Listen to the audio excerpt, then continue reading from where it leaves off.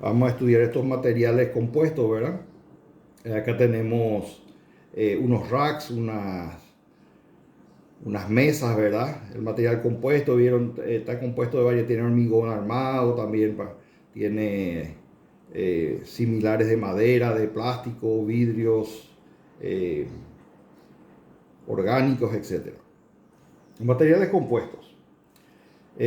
Son materiales, en la mayoría de ellos, estructurales, ¿verdad? El hormigón armado fue el primer material compuesto conocido en la era moderna. Y actualmente existen fibras de carbono, fibras de plástico reforzado, ¿verdad? Fibras de vidrio, fibras de aramida que se usan unidas con matrices. ¿Qué particularidad tienen estos materiales? La particularidad es que son materiales de diferentes orígenes o diferentes tipos, donde un material resiste determinado esfuerzo pero no otro.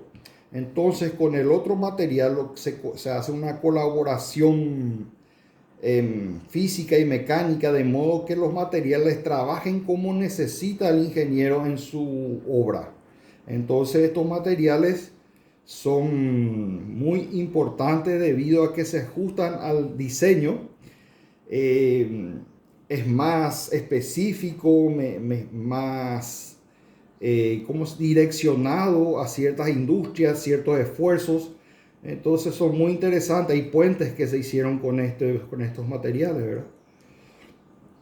Entonces podemos ver en interiores de edificios, las persianas, revestimientos estéticos, techos, puertas, divisorias, muebles, morteros con fibra de vidrio. Hay algunos tejidos que se ponen también para los revoques, ¿verdad? Y los revestimientos, columnas, techos, cornisas, biombos, paneles, aislantes, piezas sanitarias, pisos rígidos y flexibles. O sea que la industria de la construcción se ha venido beneficiando mucho. Hoy los edificios, por ejemplo, se usan mucho los pisos flexibles y rígidos, ¿verdad? Que son materiales compuestos, revestimientos.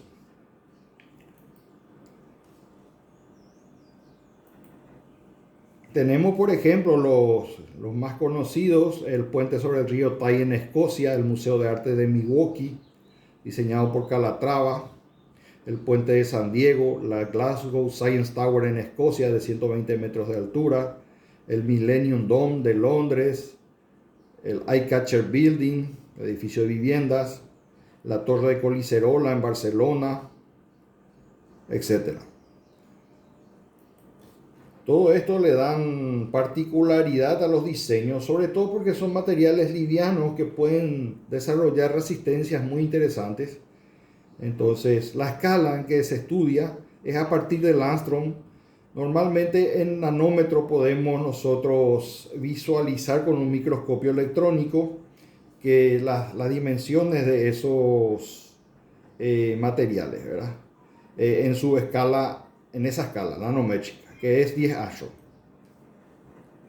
Entonces tenemos la escala nanométrica, los átomos en Armstrong son 0,1 nanómetro, que viene a ser un Armstrong.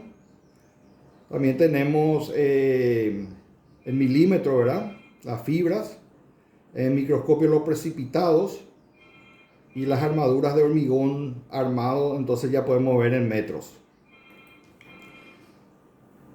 Y bueno, las propiedades físicas y mecánicas, elasticidad, el módulo de rigidez, la carga de rotura, límite elástico, etc. Los enlaces entre las fases son muy importantes y que sean compatibles en función de la temperatura. También se le llama composite, en inglés composite. Entonces tenemos entre ellos los polímeros reforzados con fibra de vidrio y los polímeros reforzados con fibra de carbono. Carbon Fiber Reinforced Plastic, Glass Fiber Reinforced Plastic. Bueno, ¿cómo se refuerza esto? Existen dos mecanismos de refuerzo distintos. Depende de las fases o los defectos que puedan tener. Por ejemplo, una matriz que engloba materiales en ciertas direcciones que elige el diseñador o el calculista, ¿verdad? En qué dirección va a trabajar. Por ejemplo, un tejido no necesariamente tiene que ser como el hormigón armado en direcciones perpendiculares, pueden ser direcciones 45 grados, 60, 30, de acuerdo al sentido en que se va a estar las tensiones principales sobre el material. Bueno, si hablamos de los nanomateriales, por ejemplo, tenemos dos tipos de fabricación top-down, a partir de la electrónica, microelectrónica, diseño de materiales, efectos cuánticos, hasta llegar al tamaño nanométrico. También tenemos el bottom-up, el sistema bottom-up, que parte de la química del polímero, los complejos químicos y la química supramolecular. Eso produce nuevos materiales que hoy se están investigando, desarrollando y algunos ya produciendo. Bueno, tenemos varias fibras de carbono por tipo, ¿verdad? Según cada tipo las propiedades, las fibras de aramida, que son fibras muy resistentes, hasta 35 megapascal de resistencia, 35.000 kilogramos por centímetro cuadrado, o sea, 3.500 megapascal de 2.500, 3.500 sí, megapascal de resistencia a la compresión, a la tracción, perdón. Y viene en forma de whisker, que son fibras inorgánicas cortas, fibras de boro, que son el tipo de material que está viniendo, ¿verdad? Que se ponen en una matriz epoxi, fibras con mucha sílice y cuarzo, y fibras de poliéster, que resisten a la tracción, golpes y abrasión, y también que resisten también el ataque químico, ¿verdad? Los ácidos y eso. Concepto de materiales compuestos. Bueno, parte de una matriz y un elemento o fase que es débil, rígido, ¿verdad? Un material rígido en una fase débil llamada matriz. Entonces el material rígido está ahí también trabajando y la matriz es la que le envuelve, la que le da volumetría, le da consistencia, les une. Acá tenemos la fibra de carbono hasta 35.000 kilogramos por centímetro cuadrado versus 4.200 que era lo que del acero, ¿verdad? El hormigón armado que se usa, ¿verdad? Tenemos el sellamiento de fisuras con fibra de carbono, refuerzo de estructuras de acuerdo al tipo de patología que presenta. La forma de trabajar con el material compuesto varía, la forma en que se coloca este material para trabajar en el sentido que requiere ese defecto estructural. Bueno, eso se estudia, se cuantifica.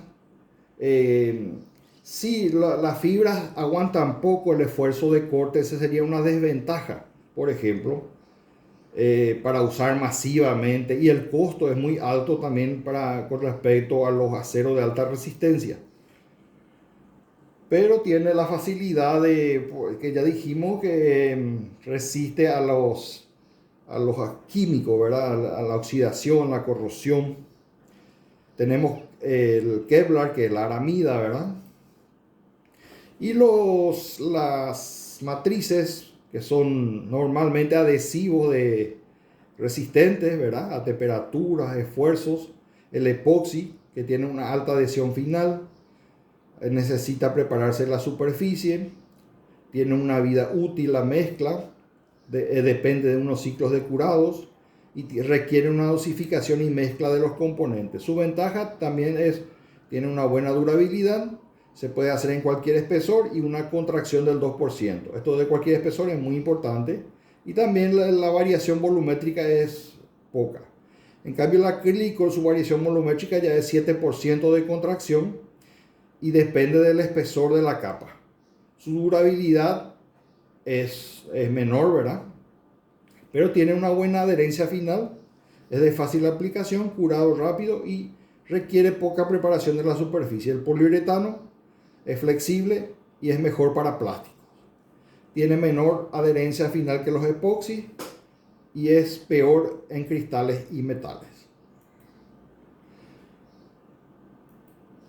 Entonces tenemos varias normas, los requisitos, módulo elástico, la ISO 175, norma europea, resistencia a la tracción, tiempo abierto, trabajabilidad, módulo elástico a la compresión, temperatura de transición vítrea, coeficiente de dilatación térmica, norma europea, retracción, aplicación sobre soportes verticales, sobre soportes horizontales, inyección, adhesión en condiciones especiales, a veces a temperatura, lugares de difícil acceso, adhesión norma europea 12188 y durabilidad frente a la temperatura y a la humedad.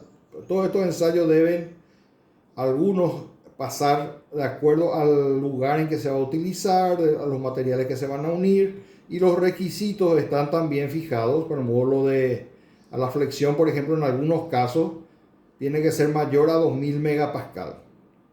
El módulo elástico también en algunos casos mayor a 2000 megapascal según la ISO 13412. El rango de temperatura también es importante, en qué ambiente se va a trabajar ese material, en qué ambiente se coloca. Y bueno, acá tenemos la matriz con partículas, ¿verdad? Para darle volumen, y la matriz con fibra que trabaja en esa dirección. O sea, las fibras trabajan en las direcciones que se colocan. Entonces tenemos, ya dijimos, la fibra de carbono tipo 1, tipo 2, la de vidrio y la de poliamida o Kevlar. Entonces tenemos los esfuerzos que pueden soportar: tracción paralela, tracción perpendicular, compresión perpendicular y cortante. Entonces esto depende de la compresión perpendicular a la adhesión y compresión paralela a la adhesión.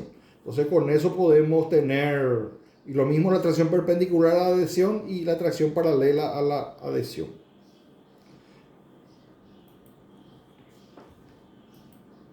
Tenemos, por ejemplo, acá que estos materiales, por ejemplo, la fibra de carbono, son muy elásticas, ¿verdad? Tienen una alta resistencia, se ve acá. Está llegando cerca de los 3 gigapascal, ¿verdad? Sería 30.000 kilogramos por centímetro cuadrado. Cerca de 35.000 en algunos casos va. Pero hay algunos que van hasta 25.000. Entonces van hasta elevar esa temperatura y ya rompe, no entra en fluencia, ya rompe directamente al vencer su límite elástico. Lo mismo la fibra de vidrio. Entonces esa sería una propiedad débil, ¿verdad? Pero nosotros tenemos que aprovechar las propiedades fuertes y evitar que llegue a la zona de rotura, ¿verdad? Con unos coeficientes de seguridad. Bueno, en la forma de que están los defectos de las piezas de hormigón, por ejemplo, que se va a reforzar. Entonces depende de cómo coloquemos las piezas, hay que colocarlas de forma adecuada al esfuerzo. Acá están las formas inadecuadas en que están trabajando, ¿verdad? Entonces, por ejemplo, se despega acá se rompe, acá se aplasta, acá se despega y también se fisura. Bueno, y si tenemos los casos en que estos materiales no están trabajando, o sea, no se reforzaron adecuadamente. Por ejemplo, si vamos a reforzar una viga, podemos hacerlo en los costados, ¿verdad? Que no están adecuados. En cambio, podemos hacerlo en U, que es un poco mejor. Y si lo rodeamos totalmente la viga, produciendo algunos agujeros en la losa, de manera que cada tanto pasen los refuerzos, ¿verdad? Fibra de carbono, por ejemplo, adherido con epoxi. Y podemos hacerlo completamente adherido el material y completamente trabajando a tracción en toda la sección del material. También es importante el control final de la obra, no solamente las etapas, los procesos, y hay ensayos de adherencia, pull-out, por ejemplo, que se hacen en algunos casos para ver cómo se hizo eso. Los envases vacíos también se controla, así como se inspecciona cada tanto para ver si está bien el sistema, si está seguro, el material, especialmente si es nuevo, la tecnología, ¿verdad? Tenemos también los super deck que se usan en muchos tableros de puentes, de losas, alveolares, ¿verdad? Para alivianar el peso y de esta manera trabajan la zona inferior, por ejemplo, puede trabajar a tracción y la superior a compresión o al revés, de acuerdo al tipo de elemento estructural que se quiere fabricar o que se quiere hacer con estos materiales compuestos. Después está el tipo sándwich, el tablero duro, ¿verdad? El tablero tipo sándwich, que vamos a ver. Acá tenemos un refuerzo de una losa, de un puente, ¿verdad? De un viaducto. Acá tenemos un puente hecho de materiales compuestos. Vieron la sección de diferentes materiales: hormigón, metal, madera. En España, ¿verdad? Acá tenemos, por ejemplo, las vigas alivianadas con una losa alivianada, trabajando con el deck, con las alveolares, ¿verdad? En Oxfordshire, Reino Unido. Y bueno, como dijimos, el mat son filamentos continuos, son presentaciones en las que viene el material, que después se le une a la matriz. El velo es otro sistema, ¿verdad? Que son superponer capas de materiales compuestos, uno encima de otro, a veces adhiriéndolos entre sí otra vez, como en este caso, el nido de abeja, el sándwich, por ejemplo, donde como la línea neutra es la que menos trabaja, en esas zonas cercanas a la línea neutra se ponen materiales más débiles y los elementos que sí trabajan, ya sea tracción o compresión, se alejan del eje neutro y son los que trabajan más en esas estructuras compuestas tipo sándwich. En este caso, por ejemplo, es un unidireccional la fibra, entonces está trabajando a tracción en ese sentido y el material está uniendo y está haciendo que tenga estabilidad volumétrica y que aguante otros esfuerzos, por ejemplo, flexiones, que puede tener alguna compresión y que no se deforme tanto el material tampoco. Entonces tenemos el unidireccional, bidireccional y multidireccional, que pueden estar las fibras dentro de la matriz. Tenemos el roving, que se puede hacer un tejido con eso, ¿verdad? Un hilo seco. Y acá tenemos otra vez otra muestra. Entonces, la matriz termorrígida, por ejemplo, hay que posicionar las fibras, hay que impregnar las mismas, compactar, remover el vacío, promover el curado de la matriz. Otros tipos son la laminación manual, que se puede hacer en autoclave, bobinado, por pultrusión, RTM y braiding, que son tecnologías nuevas, ¿verdad? Que se usan. Y los materiales rellenos muchas veces se inspiran en la naturaleza, o sea que el nido de abeja, por ejemplo, es bastante resistente. Ustedes agarran un panal de abeja, ¿verdad? Y tratan de romper y van a ver lo difícil que es romper. Entonces, por eso se usan materiales livianos, pero con esta estructura hexagonal hueca, ¿verdad? De manera que eso tiene un acolchonamiento, diríamos, una deformación y no llega a colapsar o a romperse la estructura. Por ejemplo, se usa también en espumas, se usa una parte superior que va a pulir, ¿verdad? En las esponjas, ¿verdad? Los materiales híbridos, como estuvimos hablando, también pueden ser de diferentes orígenes, no solamente poliméricos, pueden ser fibras de la naturaleza, orgánicas, inorgánicas. Y los materiales híbridos pueden tener diferentes estructuras y enlaces, ¿verdad? Entonces, algunos materiales, por ejemplo, pueden ser hidrofóbicos, permeables. Por la naturaleza de los enlaces puede ser iónico, covalente iónico, o puede ser fuerza de Van der Waals, puentes de hidrógeno covalente.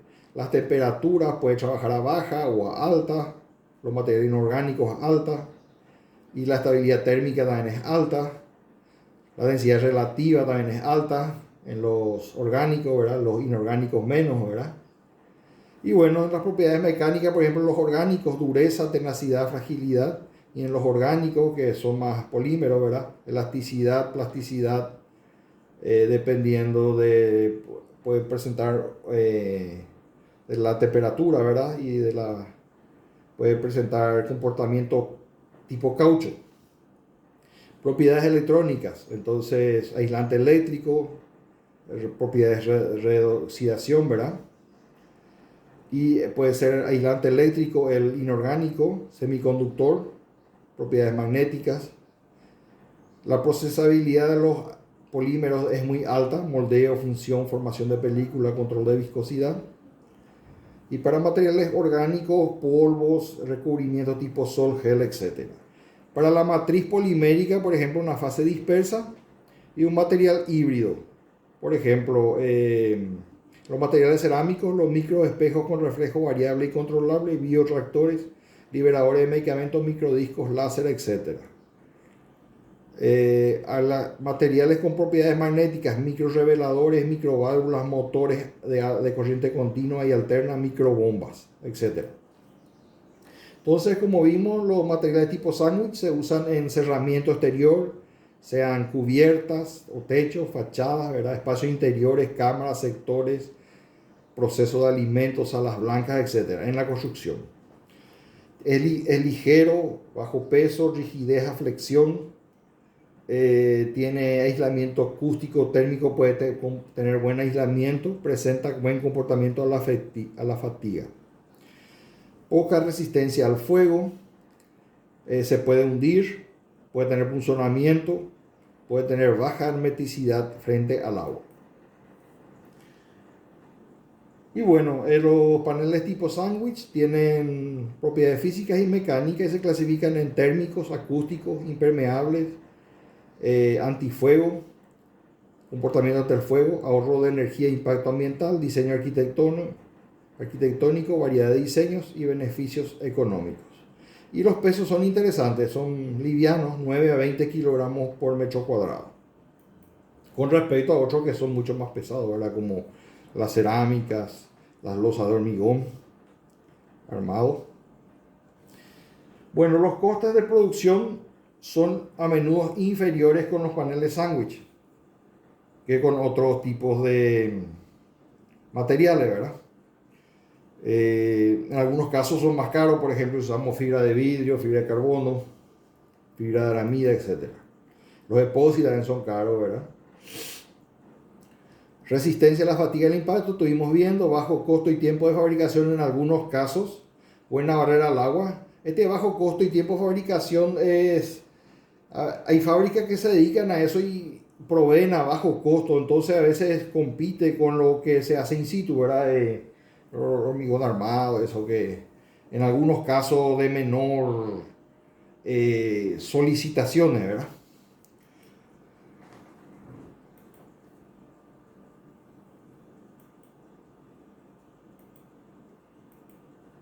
Acá tenemos algunos casos de materiales compuestos en Paraguay.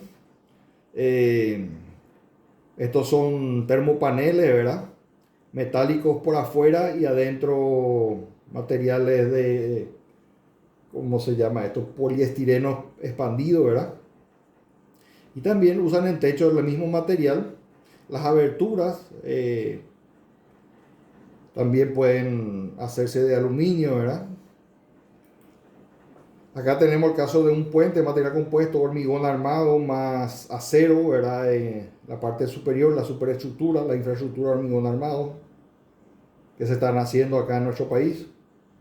Y bueno, tenemos distintos tipos de matrices, de materiales laminados, multilaminado, por ejemplo, material compuesto, los materiales melamínicos también compuestos, los paneles sándwich, los machiembrados, etc. Entonces tenemos varios tipos de materiales compuestos que hoy en día usamos en la construcción. Muchas gracias.